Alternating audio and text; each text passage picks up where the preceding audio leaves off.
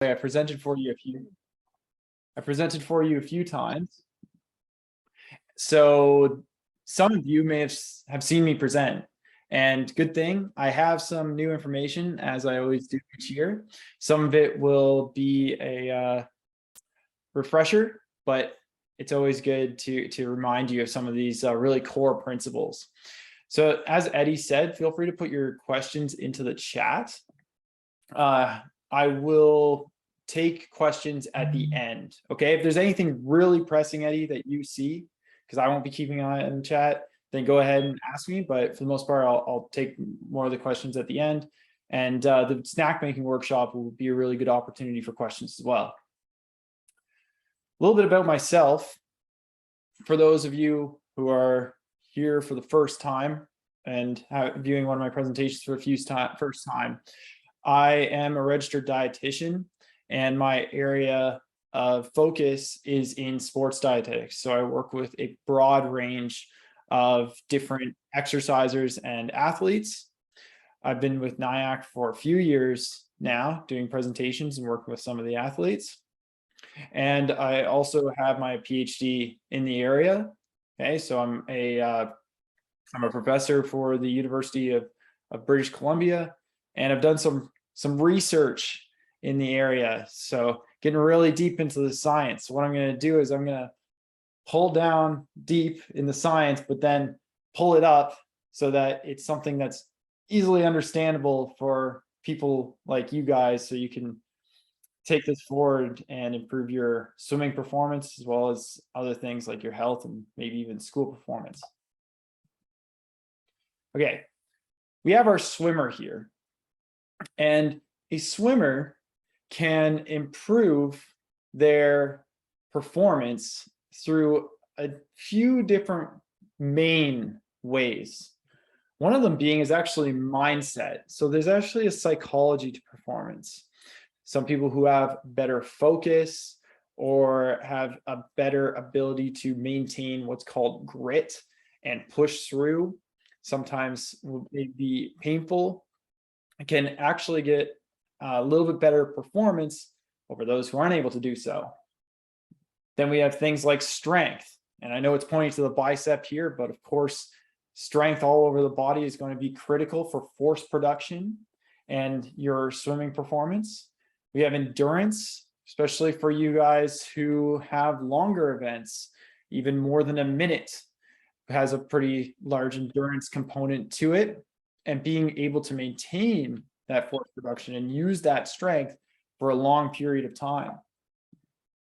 Then there's technique, your stroke, and how your form is. And even elite athletes, people who have been doing their sport for years and years, have been known to actually improve their technique even late in the game when they're advanced.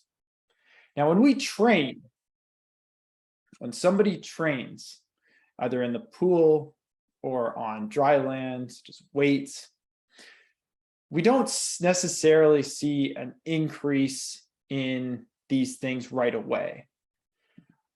But over time, you do get particularly an enhancement in strength and endurance as you train consistently.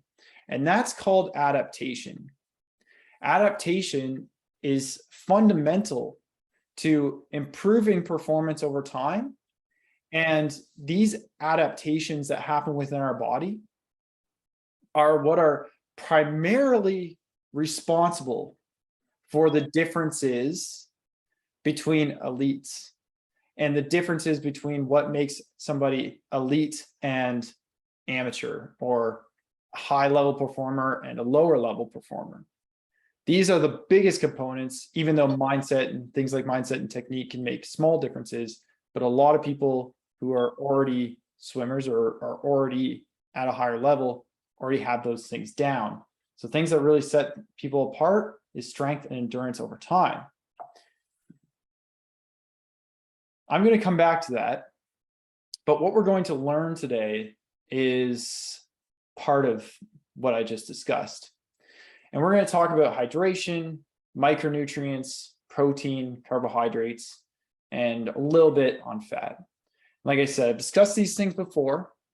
I'm going to try and add some new information, and I'm going to deliver some of this education in a bit of a different way this time. And what we're going to do is we're going to follow these two swimmers on their journey. So we have Adriana and we have Mira. All right, they're both young swimmers. They have the same body type, they're the same age, they're really at the exact same level as each other. Adriana is not too interested in nutrition. She didn't attend this seminar and doesn't really pay too close attention to that stuff, but she does train hard. She takes her training seriously. She enjoys training hard.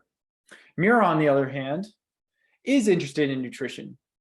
She attended a seminar like this, and she makes efforts to make these changes. And she also trains hard. So at the beginning here, we're going to look at Adriana's and Mira's performance over time. So at the beginning here, their performance is about the same. So this bar and how long this bar is represents their performance, and they're at the exact same level. Okay, we're going to follow them throughout as Mira makes some changes. We're starting with hydration. Now, a good indicator of hydration is actually your pee. All right, so start looking in the toilet after you go to the washroom, because it can be a good indication of whether you are hydrated or dehydrated. And certainly we want you to be hydrated during your training and going into a competition, but we also want you to be hydrated just throughout the day, because that's going to help you with recovery and just feeling better. Okay, so these are the colors of your urine that you want to aim for. Coming to Adriana and Mira, without even trying, they're not doing too bad, like most people, especially swimmers, to be honest, because you guys don't sweat as much as other athletes. But that doesn't make hydration something that you don't need to focus on. It just means you maybe be a little bit less risk because you don't sweat as often. However, even people who don't exercise are at risk of hydration. So it's still something to consider. Now, without them even trying, they're just mildly dehydrated here. Okay. But Mira sees me make this recommendation. She says, well, I want to get help. I want my hydration to improve. I want to be well hydrated. But she keeps forgetting to drink more water or drink more fluid. So I'm wondering what suggestions you guys might have to help her remember to drink more water. Set an alarm. I'm guessing that's what the person meant. Yes, fantastic. Maybe she sets an alarm throughout the day or a reminder to drink more water. Carry a water bottle with her. Yes, this one's actually very effective, or keeping a water bottle close. When it's there and highly accessible, people are more likely to drink more water. Sure, they could write it on their arm or have a sticky note maybe on their computer if they spend a lot of time in front of their computer. Water bottle with measurements to keep an eye on how much they're drinking. Have a schedule to finish their water. Maybe before dinner, they're making sure that they finish a larger bottle of water. And they carry that around with them all day. Or forehead, yep, they could put it on their forehead so other people remember to remind them. I'm guessing that's what you meant. Get one of those motivational water bottles. I'm not sure how effective those are, but hey, why not? They can try it out. Okay. Yeah, all these things, keep water consumption goals, balanced water consumption, depending on their body and what they feel. Sure. Yeah. So there's a number of ways that somebody can enhance their hydration. We just need to remember to drink. I find that that is the most common reason why people aren't meeting their hydration needs, is that they just forget to drink more water, or they get caught up busy with their work. So they don't take the time to get up and go get themselves a glass of water. But like you guys said, keeping water on hand during and away from training can be an effective way to make it so that they remember to drink. And we want this person, remember, to aim for pale to light colored urine. Okay, so we have Adrienne and Mira, they're both training hard, but now Mira is staying hydrated. She took your guys' recommendations, she implemented them, and she finds that she's remembered to drink water, so she's having that pale to light colored urine. So here's their performance now. Not much, right? I don't know if you guys see anything. Maybe some of you with really large screens might see something, but Mira doesn't really notice. Not a whole lot of change in how she's feeling or her performance. We'll come back to that. But she wants to continue on. She says, I'm taking this seriously, I'm committed. Let's look at micronutrients, being things like vitamins and minerals. So we want to make sure we meet our micronutrient needs, our vitamin and mineral needs. And we can do that by actually doing a dietary check. I do something called a micronutrient assessment on my athletes, where I have them fill out a log, and then I will plug it into some online software like Chronometer, and it'll tell me how much of each vitamin and mineral they're consuming. And then I make recommendations for increasing their intake of those vitamins and minerals that they're lacking. You can do this yourself if you'd like. You could log your food on Chronometer, or if you want, we could team up. You can log it on a piece of paper or on Chronometer. I can review. And then we find foods that are high in those vitamins and minerals that you're low in, and we increase your intake of them. You have a blood test. Now, blood tests don't look exactly at vitamins and minerals, but things like how your red blood cells look and their size can be indicative of whether you're consuming adequate amounts of certain vitamins and minerals. Not all of them, but some of them. And there's also a test called a ferritin test, and this one can be important too, especially for any females that are menstruating, because female athletes tend to be low in ferritin, that's low in blood iron. And that means they need to increase their iron consumption. And that's something that can be discussed with your doctor. Anybody can discuss this with their doctor and say, I'd like to have a blood test just to make sure everything is in check. And I want to make sure that I'm not deficient in any nutrients. You could say that, and your doctor will give you a blood cell profile and perhaps ferritin. But it's better to ask just to make sure that they do include it. And then, of course, consuming adequate fruits and vegetables is going to be critical, because these fruits and vegetables are very nutrient dense. That means that fruits and vegetables are really packed full of vitamins and minerals, more so than any other food group, right? And they're also high in these things called phytonutrients. And phytonutrients have other benefits aside from just vitamins and minerals and being critical for or essential for our health.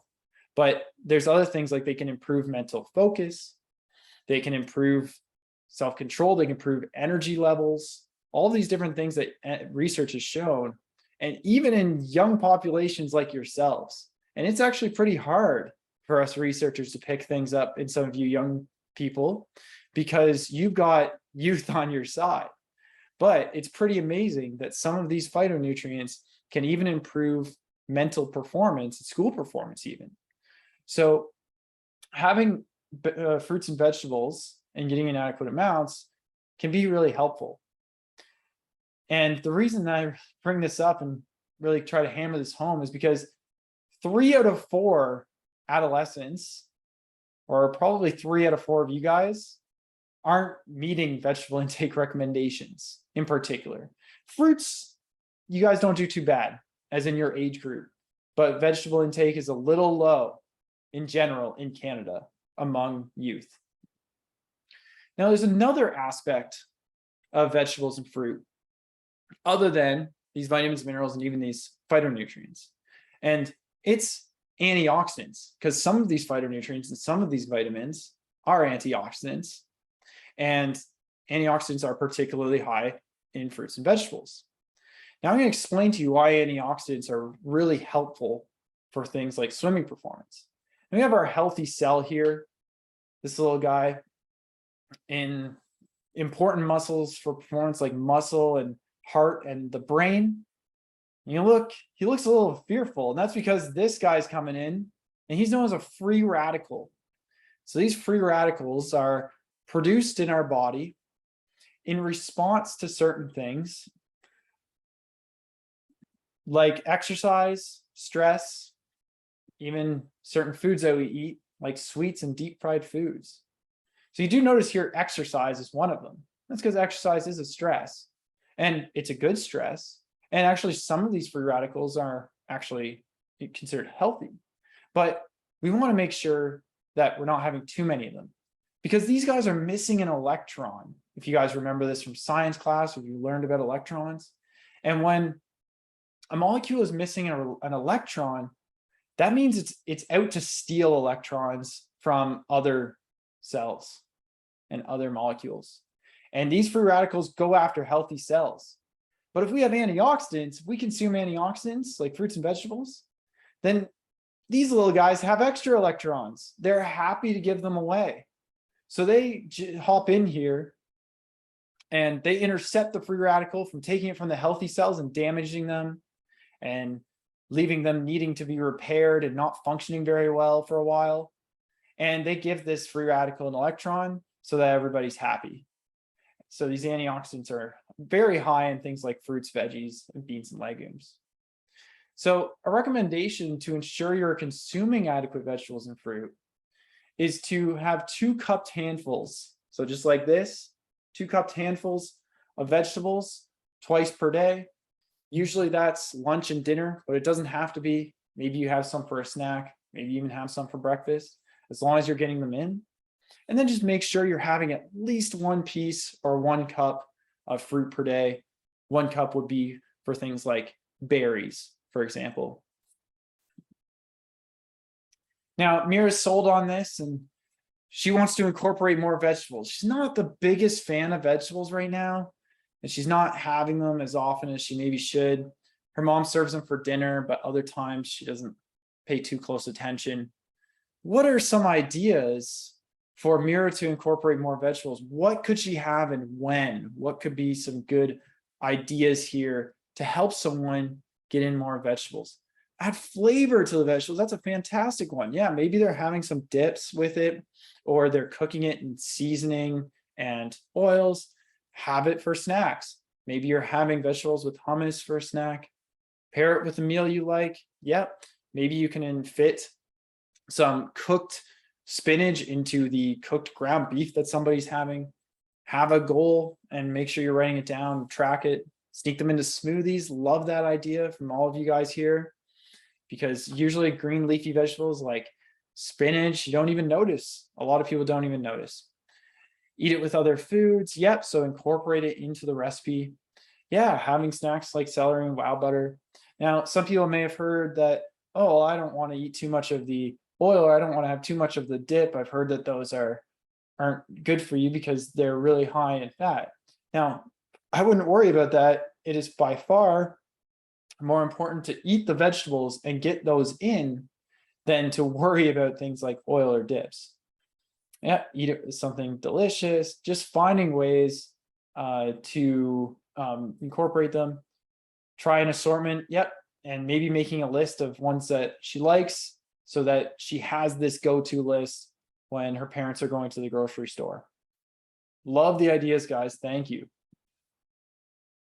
All right, coming back to Mira and Adriana, because both of them are training hard, but now Mira is both staying hydrated and she's eating fruits and veggies. Fantastic.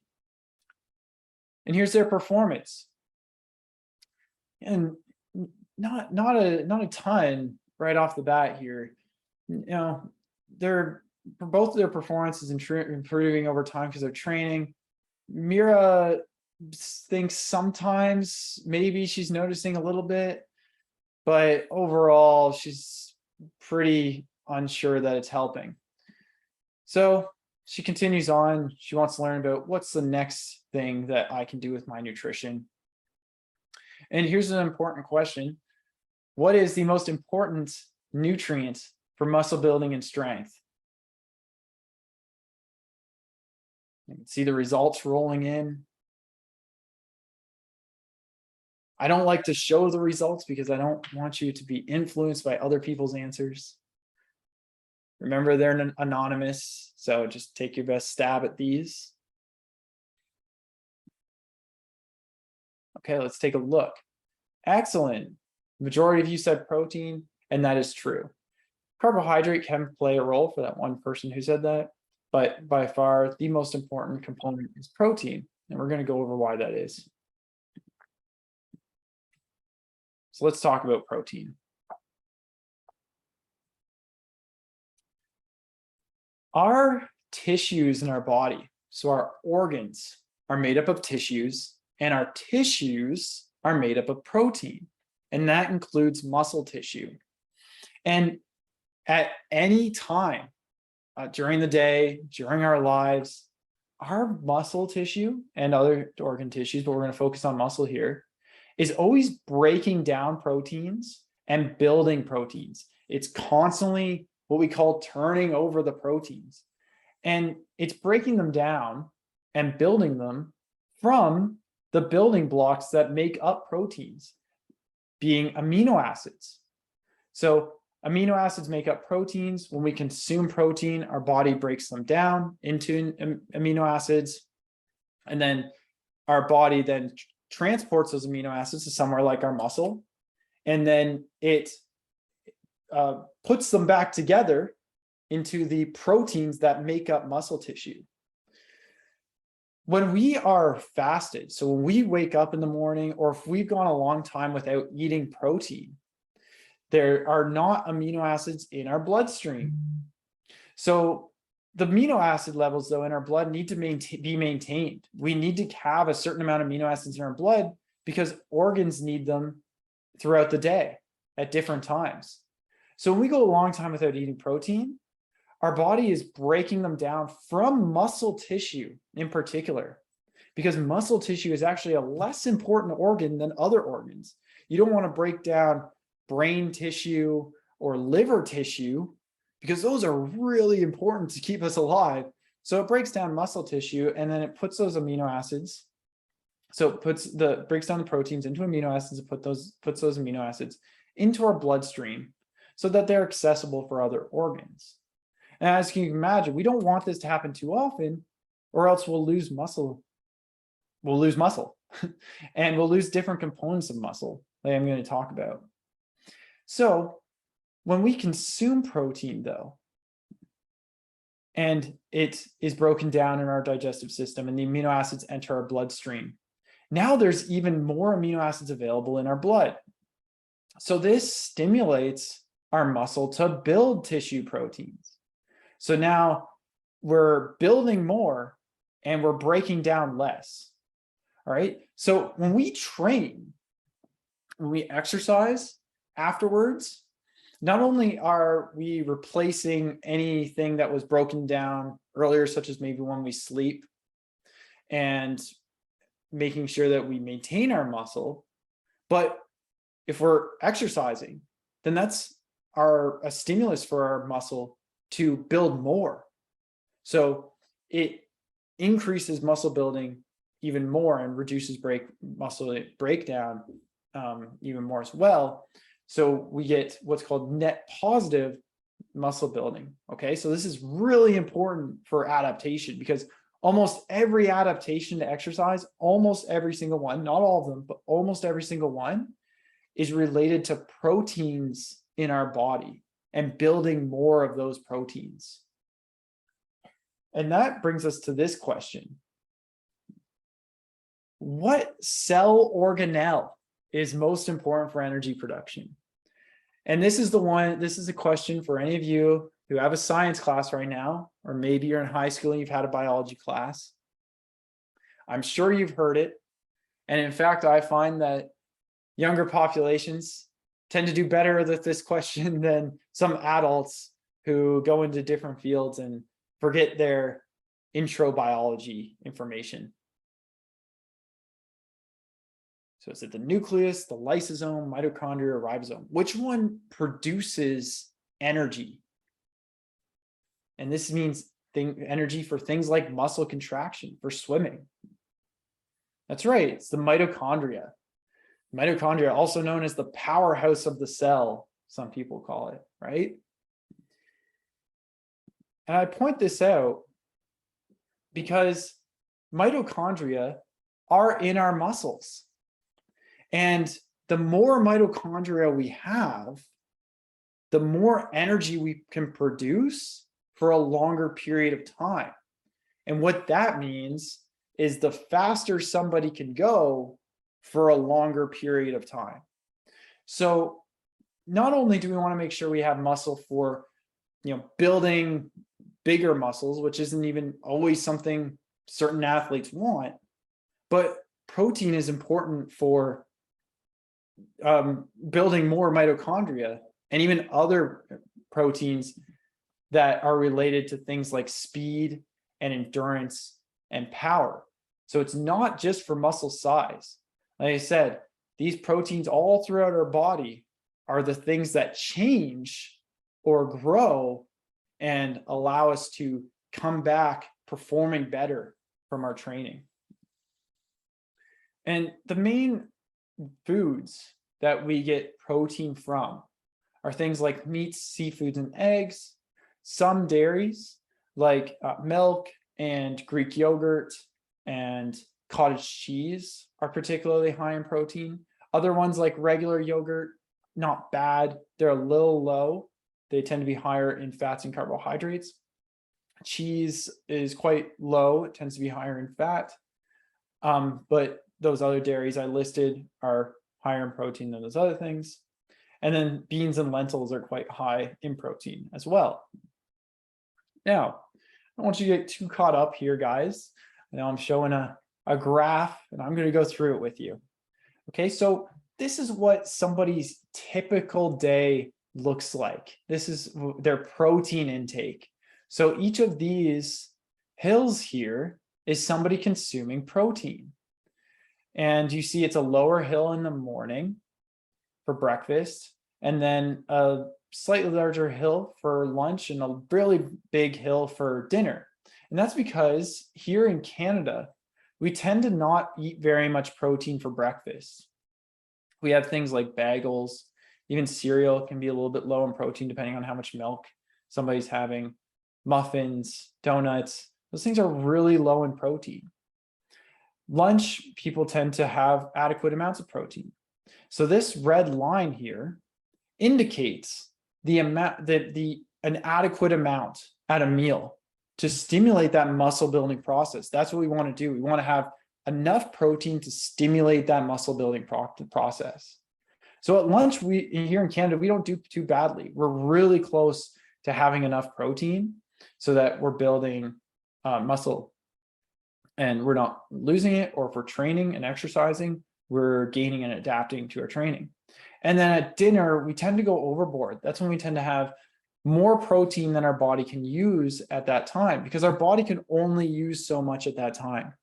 If you put a bunch of amino acids into the bloodstream, yeah, our muscle tissue is incorporating more into muscle, but it can only do that so fast. And we can't have too many amino acids floating around in our blood. So what does it do? It burns those amino acids off as energy, just gets rid of them, because we don't want too many in our blood and we can only go so fast with muscle building process. So all of these amino acids beyond what our body can use are just burned off as energy. So we're having too much at dinner and we're having not enough at breakfast. And the best way to adapt to our training and adapt to exercise is to actually stimulate this muscle building process multiple times per day. We want to do it 4 and at the most 6 times. You can do it too much. Our body doesn't like it when we have constant amino acids coming in and these adaptive processes happen that don't allow us to grow muscle as well. So it is best to split up our protein intake into meals and snacks. And ideally you want to have 4 to 6. 6 isn't necessarily better than 4, but 4 is better than 3. So if we could have protein at each one of our meals and at least one snack every day, then we're going to be adapting to our training better over time. So the recommendation here is to have at least 1 pound of protein 4 to 6 times per day. Now, Mira notices that the main breakfasts that she has are muffins some days, other days she has bagels, and then some other days she has egg or waffles. I'm wondering, which of these items is a high source of protein?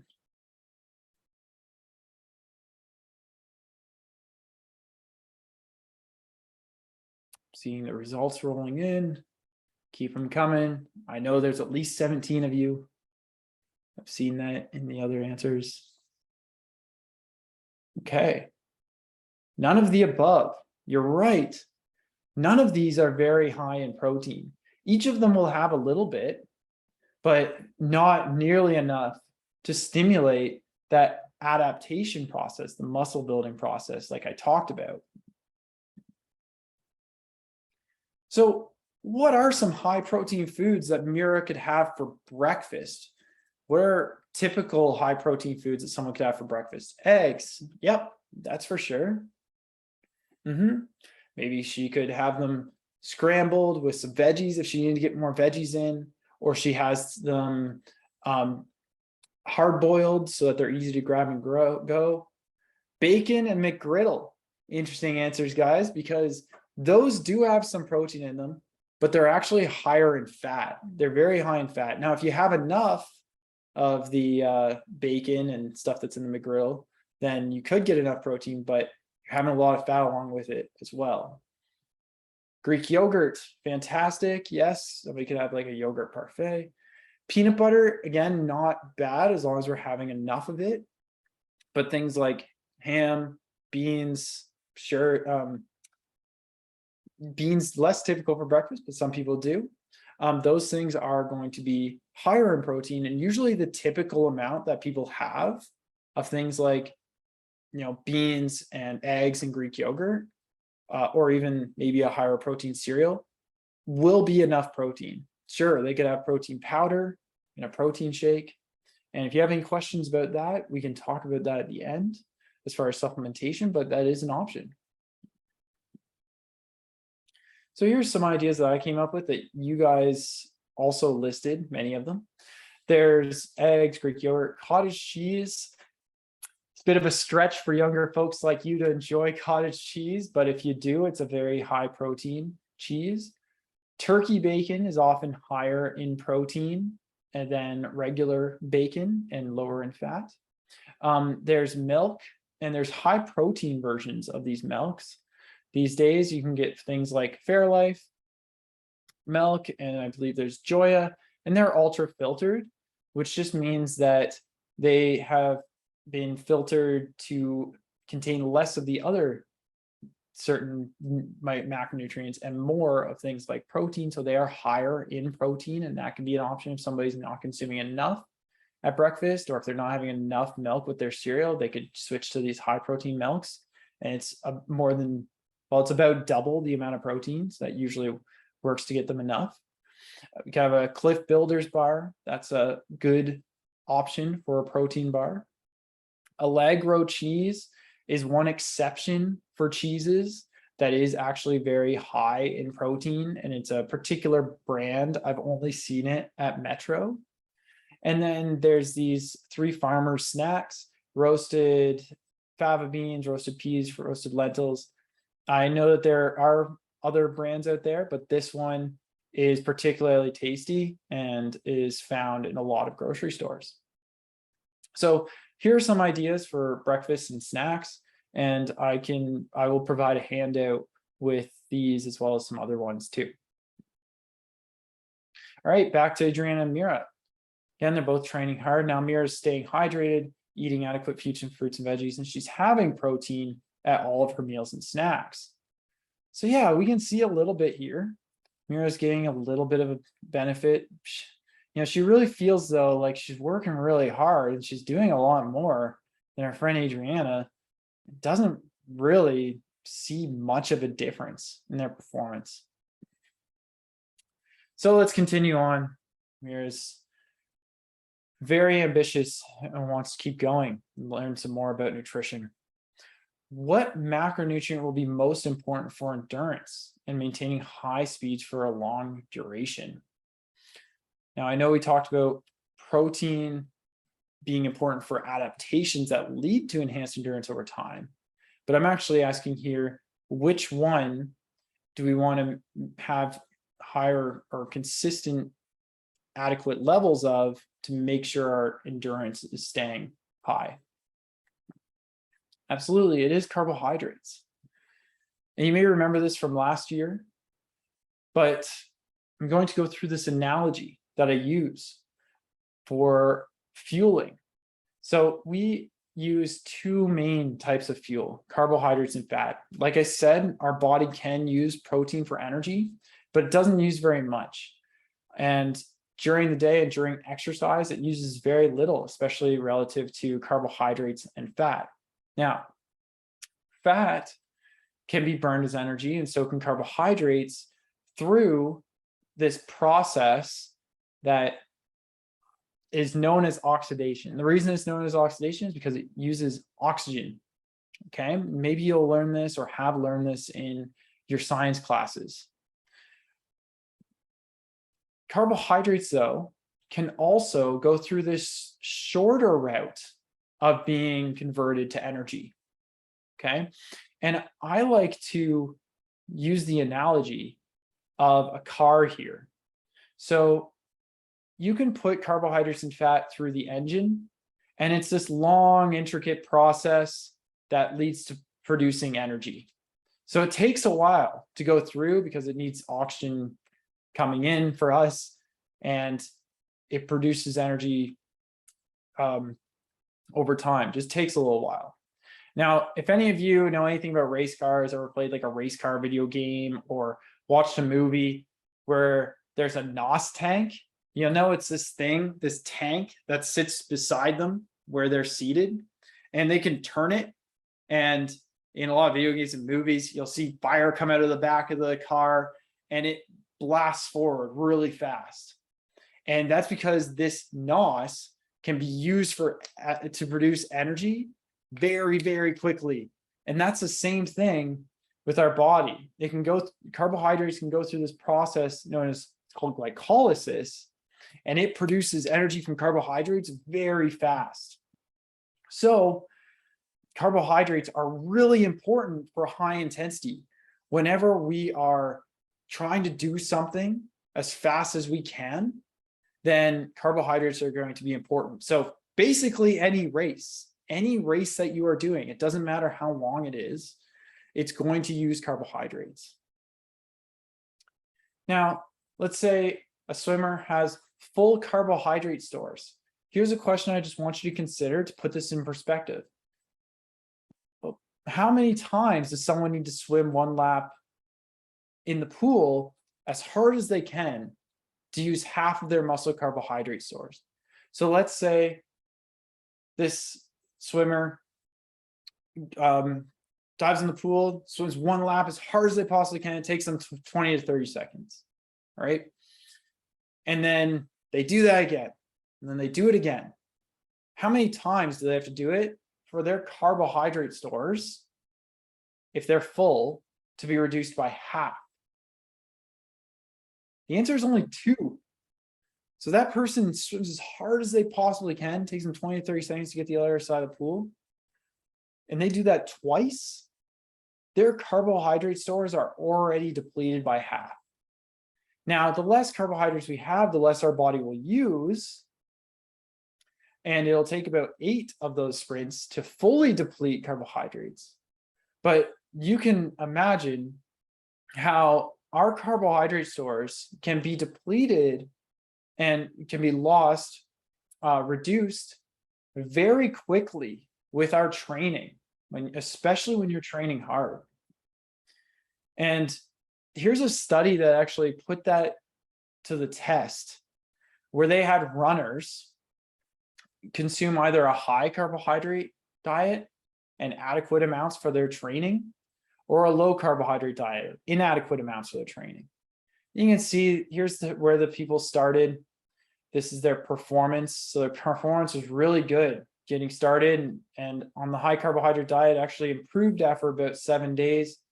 But they were really pushing them. They put them through this a really rigorous, hard training cycle. So over time, their performance actually comes down a little bit on these different days. So they're testing their performance on all these different days. And by day 11, they're exhausted, even though they're having that high carbohydrate intake. Just the sheer intensity and stress of all that hard training led to their performance being lower than when they started. But here's the low carbohydrate intake. They dropped off in performance right away, and then had much larger decrements over time.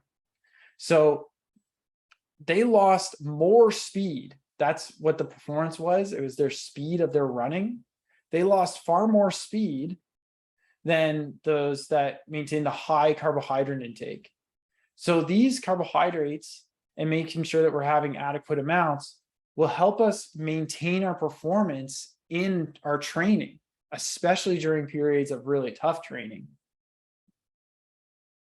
So to ensure carbohydrates, adequate amounts of carbohydrates, we want to consume a nutritious carb-tolerant food at every meal and snack. Now, our carbohydrates come from 4 main food groups. Okay, fruits are carbohydrate-based. Grains are carbohydrate-based, like breads, rice, quinoa, pasta. Starchy vegetables are another group that carbohydrates come from, like potatoes and sweet potatoes, and beans and lentils. Now, there is one more place that people tend to get carbohydrates, and that's from sugar and sweets. Sugar itself is a carbohydrate, and these foods will contribute carbohydrates. And it's okay to have sugar and sweets every once in a while. I think we all do, because they're enjoyable, and a lot of us like the taste of them and having them with friends. And that's totally fine to have them occasionally. The majority of the time, though, we do want to make sure we're having carbohydrates from these groups, because these groups come along with other nutrients, such as like the phytonutrients, vitamins, minerals, and antioxidants that I talked about before. Whereas sugar and sweets don't come along with those other nutrients. They're just the carbohydrates. So most of the time, sometimes, especially to have a good time with some friends or family, having some sugar and sweets. Now, there's one other aspect of carbohydrates that's helpful for our performance, and that's that it provides fuel for our brain and muscles, even when it's in the blood. So for example, if this swimmer guy here has a sandwich, then soon after he eats that sandwich, for the next few hours, even as long as 3 hours or 4 in some cases for larger meals, these carbohydrates are still in his blood. And yes, there's carbohydrates in our muscle, but we can use the carbohydrates in our muscle and the carbohydrates in our blood, and they help us feel energy. They help us feel more mentally prepared for things and help with things like focus and reducing lethargy, or reducing feelings of low energy and fatigue. That's what I mean by lethargy. So when carbohydrates are in the blood, it can be fuel for our brain and also fuel for our muscle. So we want to make sure that we have carbohydrates in our blood when we're going into training. So if you ate a meal within the last 3 to 4 hours or a snack, you're probably good. But Mira here has early morning training and likes to sleep as long as she can before going to the pool. So typically she wouldn't eat anything. She would just go straight there, skipping breakfast. But now she learns that having some carbohydrates in the blood can help with her performance and training and adaptation. So what are some quick and easy carb options for her to have before going to the pool and have before her workouts? Sure, bagel. Yep, that's something that somebody can grab. They don't need to worry about cooking it. Eating some fruit. Yep, you can grab an apple or something. maybe some bread. Yep. Bread, sure. You can even have it a little bit of peanut butter if you want, maybe some jam. Sure, sandwich, as long as it's maybe pre-prepared, because remember, she just wants to sleep as long as she can. PB&J, toast, oatmeal, yep, not bad. Again, as long as it's something that she can have ready for herself in the morning. Overnight oats is a great idea because she can prepare it the night before and then still sleep as long as she wants to. Yeah, these are all really great ideas, guys. PB&J and a banana, fantastic. So to ensure outer carbohydrates, we want to consume those nutritious carb-dominant foods from those 4 groups that I talked about at every meal and snack as well. So every meal and snack that we go into, we want to say, where's our protein coming from and where are our carbs coming from? And we want to consume carbs before training and especially before competition. Now, some people do find that they will feel weighed down if they eat too close to their competition, especially if it's early in the morning or before training. And there are some options for carbohydrate sources that are very fast digesting. Excuse me. And that means that these carbohydrates will be broken down and absorbed very quickly, so they won't sit in your stomach very long and they won't contribute to someone feeling weighed down. So some examples of foods that can help with this, that are fast digesting, that won't cause somebody to feel weighed down or give them cramps, are things like ripe banana, dried fruit. Could use sports drinks. There's sports bars, sports gels, and fruit bars. Okay, coming back to our swimmers here. Again, both of them training hard. And now Mira is doing quite a bit. She's staying hydrated. She's consuming adequate fruits and veggies. She's having protein at meals and snacks. She's having carbs at meals, snacks, and before training. She's got all of these really, these top principles, things that can make a huge difference covered. And yeah, you know what? The carbohydrates, like I showed, they can make a decent difference right away. But again, she's like, I don't get it. I'm putting in all this effort and Adriana's still right on my tail. And all she's doing is training hard. She has no interest in nutrition. And I've been being really consistent. I've been making sure I do this most days of the week, every week. So I want to remind you of what we talked about at the beginning. Now, when we train, the very next day that you do a strength training session, or you go, if you went for a run, the very next day, you're not going to notice your strength is much different or that your endurance has improved much. It's over time that we start to realize these adaptations, where these adaptations compound. So it's the tiniest bit every day that somebody's adapting that you don't even notice. But when someone's consistent with their training, they do look back and they say, yeah, my strength and endurance has improved over these past few months. And that's how nutrition works primarily as well. So here's 1 month, right, of Mira doing those nutrition strategies and following all those principles, right? Be a little bit better than Adriana. But again, she's not really noticing much. She feels like she's doing a lot. But she sticks with it. She's ambitious. And she stays consistent. Then over 6 months, because she's adapting better than Adriana, she's getting more from her training, she then starts to pull ahead. Now, Adriana's improving too, because she's training hard. And that's really the most important thing you can do to improve your performance. But Mira's got that edge because she's giving her body the nutrients that she needs to adapt better to that exercise. Then after a year, she pulls ahead even more. And if you look back over 3 years, suddenly Mira is pulling way ahead of Adriana. Again, that's because she's getting more from her training and enhancing those adaptations. I'm going to leave you with a couple of quotes here before I get to the main takeaways. Michael Phelps, greatest swimmer of all time, says that if you want to be the best, you have to do things that other people aren't willing to do. Here's Katie Ledecky, the most decorated female swimmer of all time. She says, they say champions make their own luck. It's true. The harder you work, the luckier you get. I think both of these quotes apply to what I just discussed about nutrition. So our main takeaways here for hydration: first, ensure urine is pale to light colored. For micronutrients, have at least 2 cupped handfuls of vegetables 2 times per day, at least 1 piece or cup of fruit per day. For protein, consume at least 1 palm-sized portion of high-protein food 4 to 6 times per day. Carbohydrates, consume a high source of carbohydrates every meal and snack.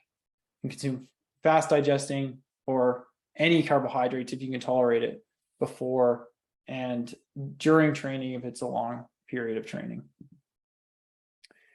Now, I want to make sure that if you guys are looking for more nutrition information, that you're going to the right places, because there's a lot of bad information on the internet. You can find a lot of bad answers to questions you might ask Google. So here are some reliable resources for information: Precision Nutrition, Examine.com, IOC Diploma in Sports Nutrition is a YouTube channel. And of course, if you guys have Instagram, then feel free to follow me, as I'm always putting out new content on nutrition and trying to educate people. Like Eddie said, we have a snack making workshop coming up, probably January 14th, but you can let me know if that needs to change. Be sure to attend. We'll be putting things into practice, discussing some other things in nutrition, and particularly having discussions around how to make these things happen more so, because that's really important. The how-to component is really important. If you're interested, I do offer coaching. I offer nutrition services, and this is for people who really want to take this seriously and have their nutrition recommendations personalized to them. So the way that it would start is you and I would have a meeting, and we go over what you're currently doing. And then I'd take that away and I'd come up with a good plan for you over time. And you would implement that plan, let me know how things are going. We would track your progress, making sure you're improving.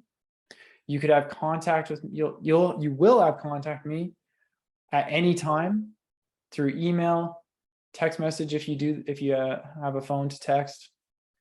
Your parents are welcome to as well. And through regular calls, such as video calls or even phone calls, we'll make sure that your plan is being adapted to your lifestyle and how things are changing, and making sure we're constantly taking you up steps with your nutrition, getting into those more advanced levels. And I will be, of course, educating you even more, because that's important to me, and making sure that you know how to go forward on your own and really understand what nutrition looks like for you and your goals. Okay. That is all, my friends. Thank you for paying attention and for your participation. I really appreciate all those answers that came in. Thanks, Eric. Eric, do you have a couple minutes for some questions? I do, yep. Just a couple minutes. I think Billy had a question there, but I had a couple. Well, I wanted to start with the one that I always wanted the kids to hear which is like just supplementation. Mm-hmm. If there's any, like, I know that you, by the way, guys, if you have the opportunity to sit down with Eric, I highly recommend it. Highly recommend it that you do. Nutrition is like one of the most advanced aspects of sports probably in the last 30 years. Like, athletes are just eating better and better, and it's made a big impact on sports. So yeah, make sure that if you have the opportunity to get it done. Eric has has made himself available to us. So take advantage of it. Yeah. He said, could you share the link? Yeah, Oscar, we're going to share the link to the slideshow. I will share it with everybody. Yep. To the whole presentation.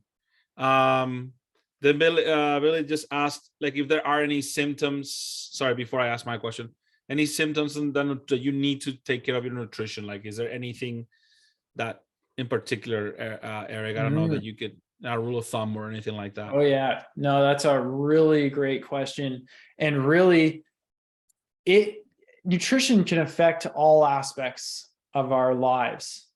So when somebody's having a problem or experiencing some sort of issue, nutrition should always be a question because it's always a possibility. Now, there are some more common issues than others. For sure, fatigue is one. So if you notice that you're starting to get tired during your training, especially later in the season, then that can be a sign that your nutrition is inadequate.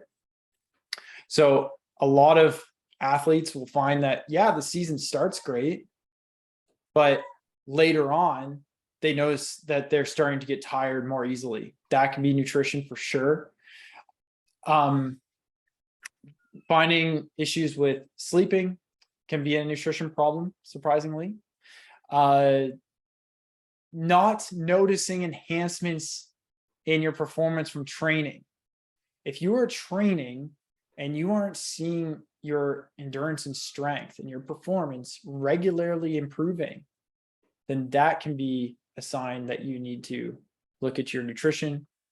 Digestive issues, of course. Easy, yeah. Right. Yeah. I always tell my swimmers to actually approach it the opposite way, to go, just make sure that your sleep, your nutrition, and your sleep and nutrition are in line, and it just cross those things off before you even let it get to an issue. Because so that's why I highly encourage people to, for sure, to try to take care of their nutrition, right? Like, and see somebody, and again, it's good to know we have Eric here. Yeah. And I definitely don't want to make it sound like nutrition is something that you should start to think about if there's an issue. Remember, nutrition gives you an edge. It's an added bonus and benefit. So even if you aren't experiencing any issues, you have things to gain from nutrition. Yeah. Toby asked a good question here. Is there a difference between eating a fruit vegetable normally or eating it in a smoothie? Yeah, it's a great question. And there are very small differences that don't make a difference. Let me put it that way. So I wouldn't worry about it at all. I think smoothies are a very fantastic way to help get in fruits and vegetables and nutritious foods. I find that people who incorporate smoothies into their day tend to meet their nutrition recommendations actually better because they tend to use nutrient dense foods in those smoothies. So I think smoothies are a fantastic idea. Yeah. And then that kind of goes along with supplementation, like, because I know that, like, what I always wonder, Eric, if there is a good age to start, or what is a good time and place to start, like when is good to take a supplement? Yeah, and that's a big question because there's so many different types of supplements out there. Right. Are we talking a multivitamin that somebody could take, like, age one? Well, you know what? My questions are more around protein, because I know teenagers kind of start looking into that. Yeah. No, I wasn't necessarily asking you specifically. I'm just pointing out how many supplements there are. Right. And protein is one that is safe to consume at younger ages. However, one thing we just need to be mindful of is the fact that protein supplements basically only have protein in them. So some protein bars are loaded with sugar too. And every once in a while, whatever, that's fine. Like I said, it's not coming along with other nutrients. Protein powder, generally just protein. But the thing is that these options don't have the other nutrients in them. So when you can get protein from whole foods, that's better because you're getting things like vitamins and minerals as well. But if you're not, and somebody like they don't like other options for breakfast, or it's easy for them to have a protein shake for a snack, then that's certainly better than not getting in the protein at all. Right. Yeah. It's a good way to put it. Yeah. Well, we'll leave it there. Like I said, guys, there'll be a second part. If you have any questions, you can bring them to that Okay. session. But thank you. We went up to 56 and still 42 around. So that's amazing, guys. Thank you so much for showing up. And I hope this helped. And like I said, I cannot recommend enough that you contact Eric and try to, make sure that you're eating properly. Yeah, please do. Yeah, please provide my email address, and I won't. feel free to just email me questions. My initial assessment itself is free. So if you are just thinking about it, I encourage you to book a call with me, because there's things to be learned and we can discuss what your coaching and what your plan would look like. And that's totally free. Perfect. Thank you guys. Well, good to see you guys. Thank you so much. Yeah, thanks, guys. Thanks for joining. Thanks for listening respectfully. And I will see you guys in about an hour, actually. In a couple hours. Good training session, guys. All right. I'm gonna